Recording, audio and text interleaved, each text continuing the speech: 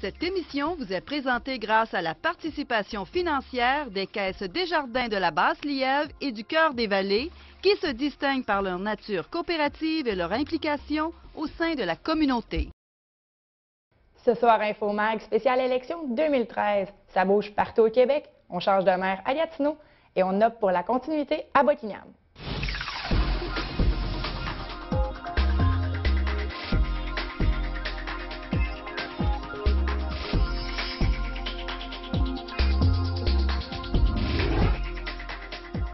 Bonsoir et bienvenue à InfoMag, votre magazine d'actualité locale, édition du 5 novembre 2013. Mon nom est Josiane Hardy et il me fera plaisir d'être avec vous les mardis et jeudis à 17h30. L'émission de cette semaine est consacrée exclusivement sur les élections municipales de 2013 qui se sont déroulées le 3 novembre dernier. Vous avez été nombreux à vous déplacer dans les bureaux de scrutin afin d'élire maires et conseillers municipaux. Au total, pour le Québec en entier, le taux de participation est de 50 %, ce qui représente une augmentation de 5 % versus l'élection de 2009. Les élections municipales se tiennent à date fixe le premier dimanche de novembre, tous les 4 ans. Pour faire un bref historique, c'est à la suite de modifications apportées à la loi sur les élections et les référendums dans les municipalités en 2001 que les premières élections générales pour toutes les municipalités québécoises se sont tenues en 2005. Le fait de tenir des élections en même temps partout au Québec crée un temps fort de la vie démocratique municipale. Cela permet par exemple à l'ensemble des électrices et des électeurs, soit vous, citoyens, d'une région de se prononcer sur les orientations municipales qui les touchent. Revenons maintenant pour les résultats des secteurs qui nous concernent. Pour le secteur de l'Ange Gardien, c'est près de 44 % de la population qui ont exercé leur devoir de citoyen, leur droit de vote. Pour le poste de maire, M. Robert Goulet et M. Jacques Perron croisaient le fer pour la seconde fois. M. Goulet avait remporté la première manche en 2009 avec une mince avance de 28 voix. Cette fois-ci, 1016 personnes ont voulu accorder leur confiance à M. Goulet, soit 59 % de la population totale, une avance de 310 voix sur M. Perron, qui a récolté 706 votes. M. Goulet était très heureux après le dévoilement des résultats et avait une petite idée de ce qui avait pu creuser cette avance avec son rival.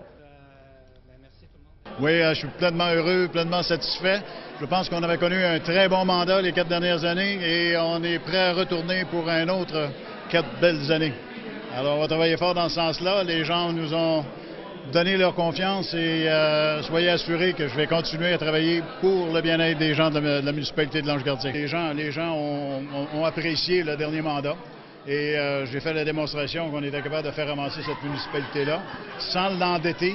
Alors, je répète encore aux gens, la municipalité de l'Ange-Gardien est en excellente santé financière avec un très bas déficit, des beaux gros revenus et également des surplus intéressants. Alors, ce qui avait été véhiculé durant la campagne, là, les citoyens l'ont bien compris. Les citoyens veulent qu'on aille d'avant, on continue dans notre développement, mais un développement harmonieux et on va travailler dans ce sens-là encore dans les 4 prochaines années. Lors de son porte-à-porte, les gens profitaient de la présence du maire pour leur confier leurs inquiétudes, problèmes et autres dossiers à régler. Quelques minutes après son élection, le maire Goulet n'était pas en mesure de mentionner à quel dossier il s'attaquerait en premier lieu, mais était très au courant de ce que veulent ses citoyens.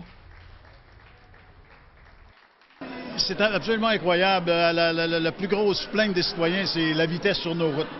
Et on cherche toutes sortes de raisons, mais finalement, il faut admettre que le problème est derrière le volant. Les gens sont pressés, on vit dans un monde excessivement rapide, alors les gens sont pressés et les limites de vitesse souvent sont bafouées. Alors c'était le plus gros, même dans nos quartiers résidentiels, les gens se plaignent de la vitesse et tout ça. Alors on va travailler avec la police des MRC des Collines pour essayer d'avoir plus de patrouilles, pour essayer d'avoir plus de surveillance. Et puis nous, par le moment, actuellement, on est en train d'essayer des nouveaux systèmes de balises pour contrôler les vitesses. Alors, on va continuer dans ce sens-là, essayer d'innover puis de répondre aux besoins de la population. Dans le district du Lièvre, pour avoir les résultats, M. Luc Werner a battu le conseiller sortant, M. Philippe Fredette. Tandis qu'au district numéro 2, celui du lac Donaldson, M. Martin Proulx a été élu face au conseiller sortant, M. Paul Mongeon. Dans le district du Plateau, M. Maurice Genevert a tenté de se faire élire. Les gens, cependant, refait confiance à M. Alain Gilbert. Pour le district de Glen Almond, M. Luc Prudhomme a eu gain de cause face à Mme Liette Fortin. Les conseillers Marc-Louis XVI et Sébastien Renaud ont quant à eux été élus sans opposition. Pour Gatineau maintenant, le taux de participation se chiffre à un peu plus de 42 %, ce qui représente une légère augmentation versus les élections de 2009, où le taux avait été de 39,4 %. L'élection du 3 novembre dernier est une première en soi, alors que le parti politique Action Gatineau tentait de faire élire maire et conseiller. Un vent de changement a alors déferlé sur Gatineau, alors qu'un nouveau maire a été élu, tout comme bon nombre de conseillers municipaux. Ainsi, sur les 11 conseillers qui tentaient de se faire réélire, dont M. Luc Montreuil pour le secteur de Masson-Angers, seulement 6 d'entre eux ont été en mesure d'obtenir à nouveau la confiance des citoyens. Sur les 18 conseillers municipaux que forme le conseil municipal, 12 nouveaux visages prendront donc place autour de la table du conseil. Commençons par la mairie de Gatineau. M. Maxime Penneau-Jobin, ancien conseiller pour le secteur de Bottignam, est maintenant maire de la quatrième plus grande ville au Québec. Il a obtenu la faveur de plus de 52 % de la population qui a de nombreuses attentes envers le nouveau maire. Marc Bureau tire donc sa révérence après 2 mandats à la tête de Gatineau, ayant raflé que 36 % des suffrages. Selon de nombreux candidats et M. Bureau lui-même, le Rapibus et ses ratés ont peut-être joué un rôle dans cette défaite. M. Bureau était à la tête dans les sondages une semaine avant la mise en service du Rapibus. Il souhaite que son successeur continue dans la même lignée que lui, en faisant de Gatineau la ville la plus verte au Québec et poursuivre le projet de destination Gatineau. M. Penneau-Jobin a cependant souligné que ce projet ne fait pas partie des plans pour un premier mandat. Si on décortique les résultats par secteur, c'est plus de 70 % des gens de Bottignam qui ont exprimé leur choix pour M. Penneau-Jobin à la mairie de Gatineau. Le taux de participation pour le secteur dépasse un peu plus le 44 %. Pour le secteur de Masson-Angers, les statistiques descendent un peu plus, alors que 59 % des citoyens ont donné leur vote à M. Penneau-Jobin. Le taux de participation des gens qui ont voté frôle le 41 % pour le secteur. À savoir comment le nouveau maire allait gérer la table du conseil, alors que seulement 4 de ses collègues d'Action Gatineau ont été élus, M. Penneau-Jobin parle de maturité et d'idées. J'ai également eu la chance de rencontrer M. Penneau-Jobin le lendemain de l'élection dans nos studios. On regarde ce que ça donnait en entrevue.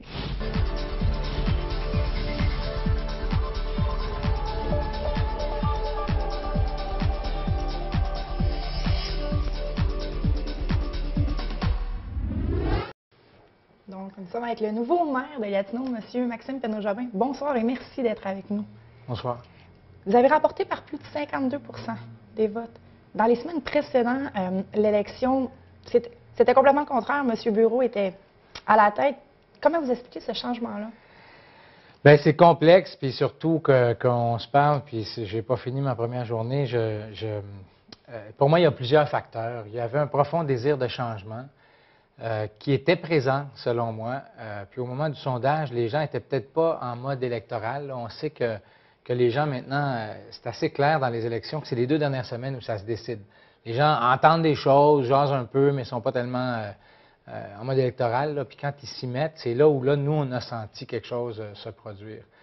Les gens se parlaient. Il y a eu le débat au 104.7 qui a eu une espèce d'effet mobilisateur pour les troupes puis qui a fait jaser beaucoup. Il y a eu évidemment le Rapibus, le démarrage qui a eu les difficultés qu'on connaît. En même temps, le Rapibus, je dirais que ce n'est pas tellement les dérapages eux-mêmes que l'attitude des différents leaders, les types de leadership qui étaient offerts. Où moi, j'allais rencontrer les gens, je prenais position, puis je pense que tout ça ensemble, et les 2 ans de travail auparavant, là, on est arrivé à un programme avec une équipe, on était prêts. Ça fait qu'on était une alternative crédible grâce au travail. Ça fait que quand tous les astres se sont alignés, ça fait ça. Vous parlez d'alternative au travail. Seulement 4 membres d'Action Gatineau ont été élus au conseil. Vous êtes un conseil minoritaire, si je peux dire. Vous avez perdu également un conseiller, un ami de longue date qui a fondé Action Gatineau avec vous, M. Psenac, dans le secteur Elmer. Est-ce que vous entrevoyez la bisbille? Comment vous entrevoyez justement de diriger quelque chose qui est minoritaire? Bien, il y a des précédents. Ça s'est fait à Sherbrooke. M. Sévigny, ce qu'il a fait, c'est qu'il a déposé son programme. Moi, je vais faire ça. Je vais à Sherbrooke dans le mandat précédent. Je pense qu'il est devenu majoritaire hier soir. Moi, je fais confiance aux gens. La population de Gatineau a envoyé un message assez clair à la mairie. C'est 52 %. C'est vraiment, il n'y a pas de doute possible quant à l'adhésion à ce que j'ai proposé. En même temps, je suis sous surveillance. Dans les quartiers, les gens, la population a décidé qu'on était minoritaire. Moi, je n'ai pas d'inquiétude. Vous parlez de Bisbee. Les gens autour de la table, c'est des gens matures, sérieux, qui ont toutes sortes de compétences, qui veulent que Gatineau fonctionne. Puis je pense qu'on va bien travailler ensemble. Quand vous avez créé le Parti Action Gatineau, justement, plusieurs personnes étaient contre l'idée. Vous avez passé à 52 % Est-ce que vous ne croyez pas que les gens ont voté pour Maxime Pénaud-Jobin, la personne, et non pour le chef d'Action Gatineau? Il y a certainement un peu de ça, mais en même temps, en politique, c'est que j'ai déposé un programme. On a fait des sorties de presse tous les jours pendant la campagne. Tous les jours, on a sorti une nouvelle idée issue de notre programme. Donc oui, il y a une partie de ça. Là, les gens adhèrent à la personne, mais en même temps, s'ils n'avaient pas adhéré à notre programme, ça n'aurait pas été une victoire aussi concluante. Puis encore une fois, dans notre système, seul le maire, et c'est ça qu'on essaie de corriger, porte une vision pour la grande ville. Donc, les gens qui ont été élus, mis à part les gens d'Action Gatineau, défendaient des enjeux locaux. On peut prétendre qu'ils ont été élus sur des enjeux locaux. Moi, c'est une vision grande ville qui a été endossée. Donc, on va avoir cette discussion-là en disant, bon, mais moi, ma vision, étant donné que c'est un vote sur 19, quelle partie vous acceptez, quelle partie vous rejetez, y a-t-il des compromis qu'on peut faire? Puis je pense que Gatineau va bien avancer si on aborde ça comme ça. Parfait. Je veux revenir sur un de vos chevaux de bataille. Pardon, le Rapibus. Justement, vous avez dit, et si vous étiez élu, vous allez être à la tête du conseil d'administration. Dans l'Est, on assiste à une grogne assez phénoménale pour le retour des express, retour d'interzone. La STO a dit qu'il n'y avait pas d'argent. Justement pour ça, vous, d'ici les prochaines semaines, vous aviez promis quand même certains changements. Les gens attendent des résultats? Oui. Ou comment vous allez pouvoir gérer tout ça? Là? On a les idées versus les faits. C'est-à-dire que d'abord, moi, c'est aussi basé sur les faits. Je vois des gens qui vivent des situations difficiles. Je vois des gens qui pensent à abandonner le transport en commun. La porte à la STO semblait fermée la semaine dernière par rapport à des express. Moi, je veux ouvrir cette porte-là, et c'est les élus qui décident. La STO, c'est aussi des gens qui veulent que le transport en commun fonctionne. C'est des fonctionnaires qui sont engagés, qui croient dans ce qu'ils ont fait. En fait, dans ce qu'on a fait, parce que tout le monde est dans le même bateau. Mais il va falloir trouver des solutions. Pour moi, le critère, c'est éliminer les temps de trajet qui ne sont pas acceptables. Est-ce que c'est avec des express? Moi, je pense que c'est incontournable. Est-ce que c'est avec tous les express? Je serais bien étonné. C'est là où, moi, en fait, on se parle, mais j'ai déjà parlé à M. Martin, le président de la STO, qui va l'être jusqu'à dans quelques jours. En fait, c'est lui qui m'a appelé, j'ai beaucoup apprécié ça, pour m'offrir son aide en disant, bien, voici la situation, voici où on en est. Moi, je lui ai demandé que je voulais une rencontre le plus rapidement possible avec la direction de la STO. Ça fait que je n'abandonnerai pas les citoyens là-dedans, puis je vais rendre des comptes. Donc, je vais voir où on en est, qu'est-ce qu'on est capable de faire. Puis je vais les rencontrer. On me dit qu'ils veulent faire une manifestation la semaine prochaine. Ça, justement, sur la page Facebook, on peut voir s'ils décidaient de la maintenir comme vous étiez élu ou tout simplement de l'annuler ou vous laisser la chance. Cependant, ils ont décidé de continuer dans leur lancée et d'avoir la manifestation. Et le 24 avril dernier, M. Fissenac et Mme Apollon avaient voté pour le retrait des express. 2 personnes qui font partie d'Action Gatineau. Certaines personnes, après avoir parlé avec certains gens, voient là un contraste d'idées, 2 idées qui se rencontrent qui sont complètement à l'opposé. Bien, c'est-à-dire, quand ils ont voté là-dessus, ils l'ont fait avec bonne foi puis ils pensaient que ça fonctionnerait. Là, on constate que ça ne fonctionne pas. Fait qu'on peut se concentrer sur le passé et essayer de trouver pourquoi on s'en est rendu là, ou on peut s'assurer que ça marche. Puis moi, je vais me concentrer là-dessus parce que c'est clair que pour une certaine partie de la population, ça ne marche pas, ce qui est offert présentement. Là, puis on ne veut pas qu'ils abandonnent le transport en commun, ça fait qu'on va falloir trouver des solutions. Un tout autre sujet, le Forum 2020, qui est à votre initiative, oui. Si je ne me trompe pas. Plusieurs organismes ont sorti de la table accusant d'avoir un discours unilatéral. Premièrement, comment faire pour rassembler le tout en tant que nouveau maire, mais est-ce que vous auriez des conseils pour votre successeur, M. Agenès, qui fait partie justement d'Action Gatineau, pour essayer de remettre le dialogue? C'est-à-dire que là, il y a une nouvelle table qui a été fondée, qui a été formée, là, la table de développement social. Ce n'est pas exactement la même chose que ce que j'avais en tête à l'époque, mais j'ai contribué avec mes employés là, de l'époque à mettre ça en place. Puis moi, je pense que la formule qui a été choisie est intéressante. C'est une espèce de table à 2 vitesses. qui rassemble vraiment tous les acteurs de la Basse-Lièvre. Fait que moi, j'espère que ça va fonctionner. Ce que je vais dire à M. Lajeunesse, c'est que j'espère qu'il va participer à ça, qu'il va être un joueur important, parce que dans l'Est, on doit se parler plus. Faut que j'arrête de dire ça. Il faut que je parle pour tout Gatineau, mais il reste que je suis un gars de Buckingham. Puis à l'Est, la communauté, disons, doit se parler plus.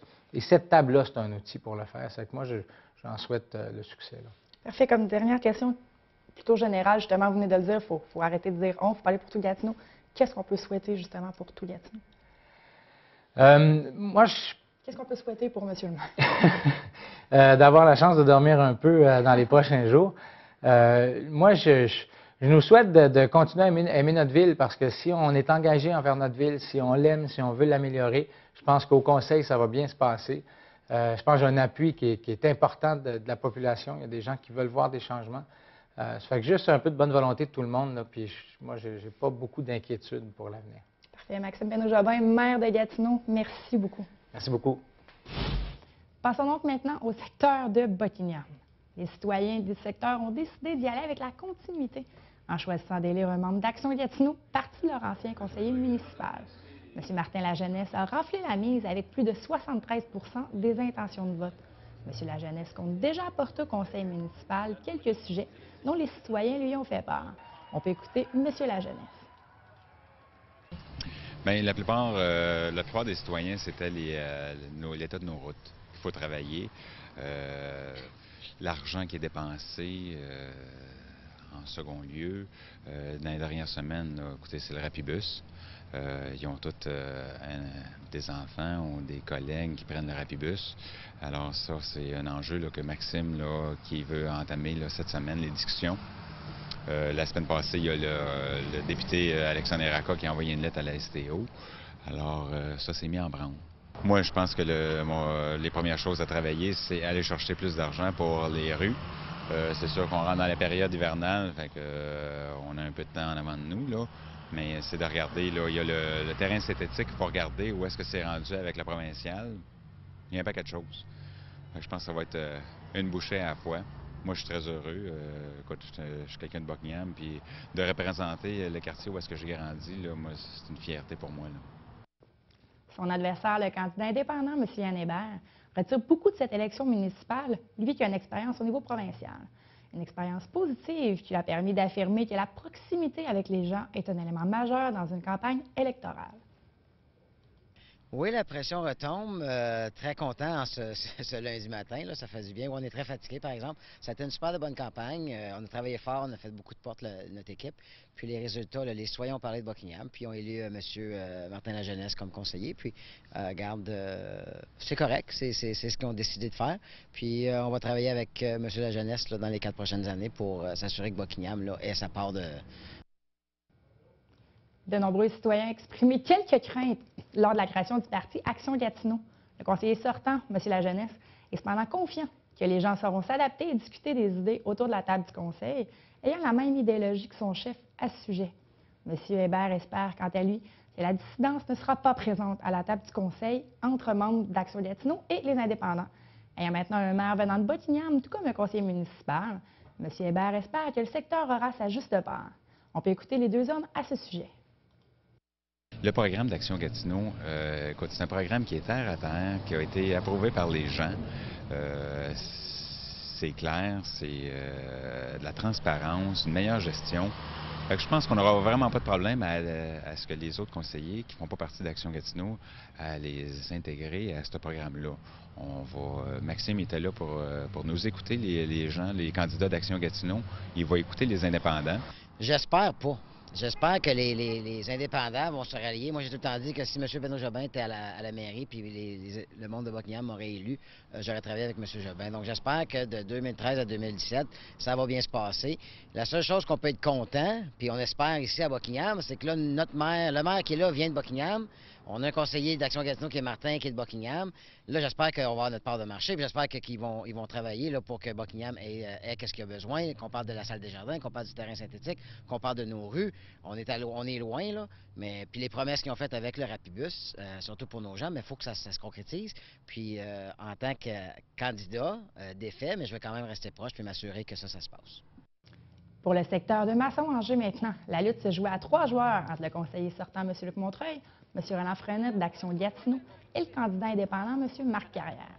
Les gens ont donc opté pour le changement en élisant avec quasi 40 des votes M. Carrière, terminant ainsi la carrière politique de M. Montreuil, carrière qui s'étend sur plus de 15 ans. Nous n'avons pas été en mesure d'obtenir les commentaires de M. Montreuil au sujet de l'élection. Le gagnant de cette joute à 3, M. Marc Carrière, s'est dit très satisfait de sa campagne électorale et d'avoir pu rencontrer de nombreuses personnes lors du porte-à-porte qui a servi à le faire connaître. Car M. Carrière a mené une campagne électorale sans affiche, sans pancarte. Malgré le fait qu'on n'entend pas cela très souvent, ce n'est pas une première pour M. Carrière, qui a fait le même type de campagne pour son élection en tant que commissaire scolaire. Rien de mieux pour se faire connaître de la part des citoyens, a-t-il clamé. On peut l'entendre à ce sujet. En quelques mots, là, c'est les tenants et aboutissants d'un travail acharné depuis le début de la campagne. Le résultat reflète vraiment ce qui s'est fait sur le terrain. Une campagne électorale, la meilleure façon de gagner une campagne électorale, c'est bien sûr sur le terrain, en rencontrant des gens. Au-delà de 4000 portes cognées, j'ai parlé à plusieurs milliers de personnes. On n'invente rien, c'est comme ça qu'on vient à bout de gagner une campagne électorale. Puis je suis très, très, très heureux maintenant de représenter les gens du secteur Masson-Angers et Havre-Mitchell. Pour moi, c'est comme je vous dis, c'est les tenants et aboutissants de travail acharné avec une équipe extraordinaire.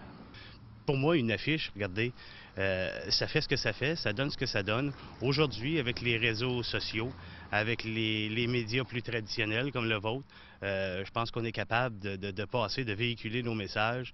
Puis, regardez, à mon sens, une campagne sans affiche, pour moi, là, c'était naturel.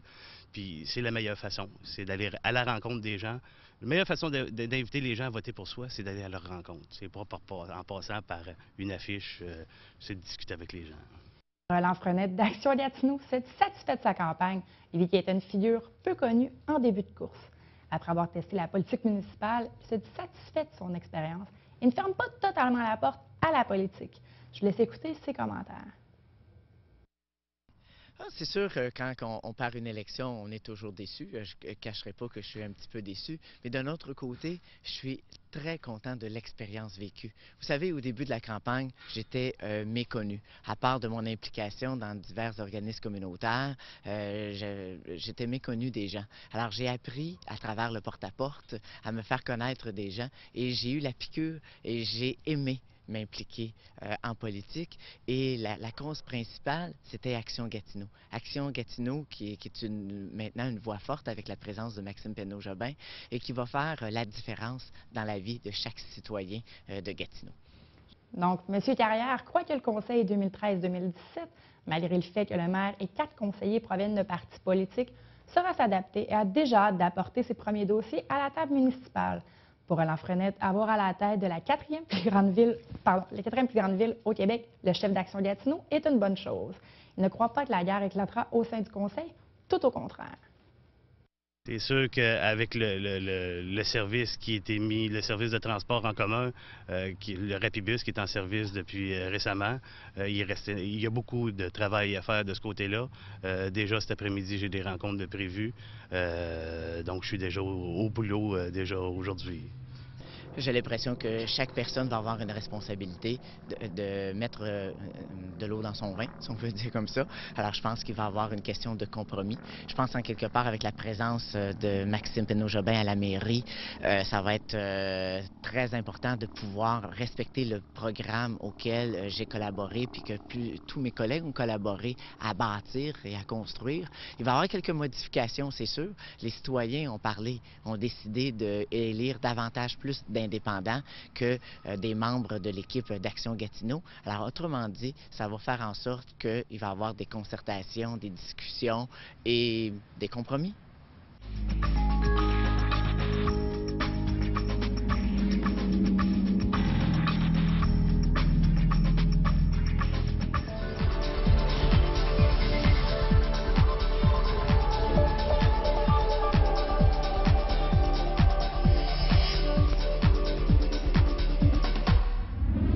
Aujourd'hui, pour la chronique communautaire, je rencontre Jonathan Richard de Donne-toi une chance. Bonjour, Monsieur Richard. Bonjour, ça va bien?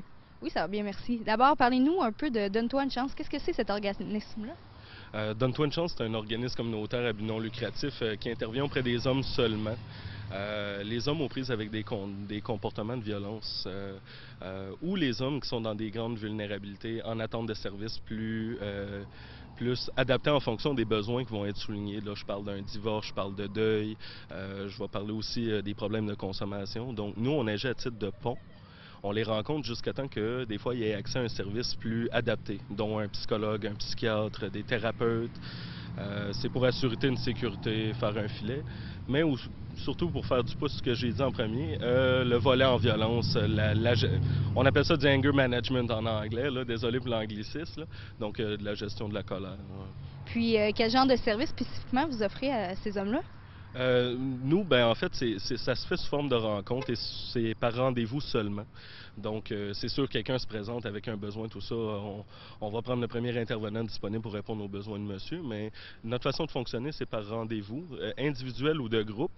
Puis on a différents volets, dont le premier qui est sensibilisation, la sensibilisation à la violence, et le deuxième qui est responsabilisation, qui vise une responsabilisation manifeste des comportements et un cheminement plus personnel aussi. Donne-toi une chance, c'est un organisme pour les hommes, comme vous l'avez mentionné, puis vous faites partie de plusieurs regroupements d'organismes où vous êtes bien soutenus là, pour approfondir vos connaissances sur le sujet. Oui, effectivement. Puis pour sensibiliser aussi la population en général sur la problématique de la violence. On a encore plusieurs pensées, des stéréotypes qu'on aimerait justement démystifier puis peut-être ajuster le tir plus précisément. Donc, on est impliqué auprès d'À Cœur d'Homme, qui est le regroupement des organismes communautaires dans le Canada.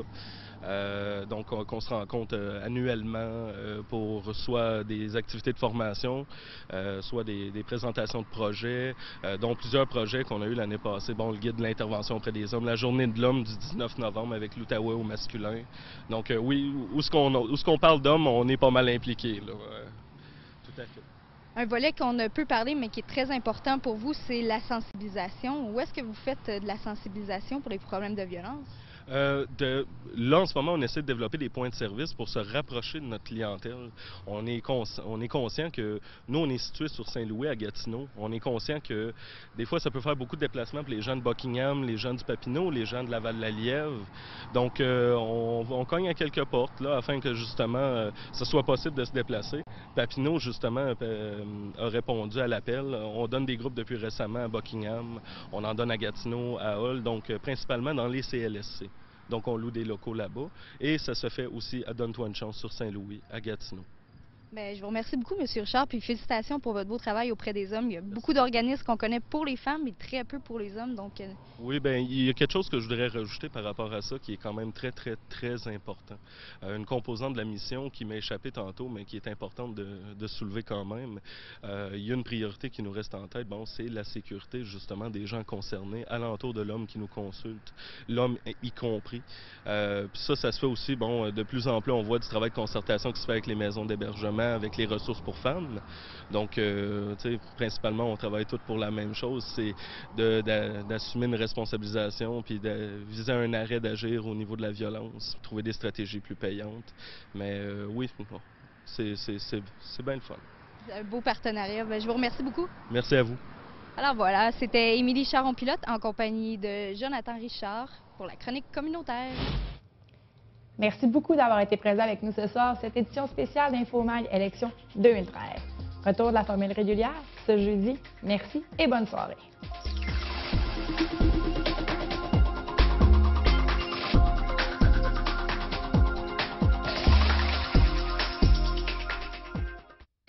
Je m'appelle Clémence.